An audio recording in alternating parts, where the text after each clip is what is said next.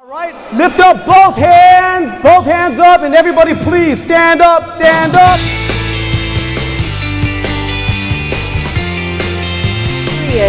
What I want to do is going to grow naturally out of getting back to who I want to be. Top of your head, what is one reason you love to work here?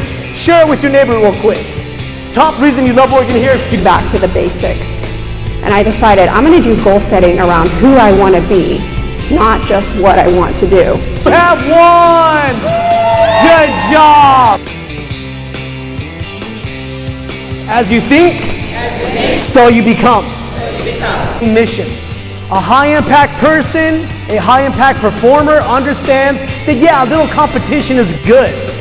But at the end of the day, it's about getting together and crushing the competition. I said, you know, I had like my big break in my career, and I had worked my way up the ladder where I kind of had some say in people's business plans. And I remember meeting with this one agency owner in particular in the industry, and I made a suggestion about his sales process. And I'll never forget, he kind of smirked and he goes, "You're pretty smart for a blonde girl." And I took that so personally, you guys. I thought, oh, okay, I'm not being taken seriously. So that's the last thing that I want. You know, I have to be taken seriously. And would you believe I dyed my hair an entirely different color just because of that comment? And I changed my whole look. Actually, we laughed about it because I ended up, I looked like the Wendy's girl on the Wendy's icon. It was supposed to be a soft red, but it kind of didn't take. But the point is, I learned through that experience that it doesn't matter about the outside, and the inside is where I hold my power. And every time that I let someone make me feel incompetent, or I tell myself I'm incompetent, I have to silence that inner critic. And I have to let that inner advocate stand up and say, no, I'm capable. In the rhythm of life, we have our challenges, changes, chaos. And it's in those moments that if you can't adapt, you probably won't survive. We've seen this happen in relationships, marriages. We've seen this happen, Blockbuster couldn't adapt.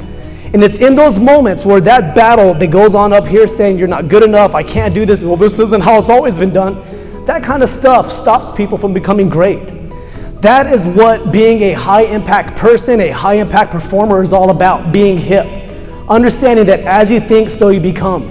When those thoughts of negativity come out, you start telling yourself, no, I am capable. When the environment is not what you're used to, you got to adapt. Right. So there's two basic kinds of negativity, and it's very simple.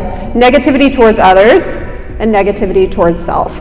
And they're actually very connected, believe it or not, because we tend to project what we feel about ourselves onto other people. But the point is, you don't let ants just run around unchecked, right? But when it comes to our thought life, ants, or automatic negative thoughts, go unchecked. And what we have to do is learn to cast those away when it comes to how we feel about others. What happens if we take those labels that have been placed on us, whether it's from a family member when we were young, or somebody at school, or maybe it's just me saying this to myself. What if I intentionally replace that ant and replace that label with something else, with what I want to be? Act it out. A high-impact person will act it out, not just talk it out. You have 40 seconds. Y'all are so close. Y'all are so close. I see some of you are starting to understand the riddle. Some of you are starting to understand the riddle. So what are some smart adjustments we can start making here to be high-impact performers? What are some of the adjustments we can make to be high-impact people who not only create greatness here, but create greatness in our own lives?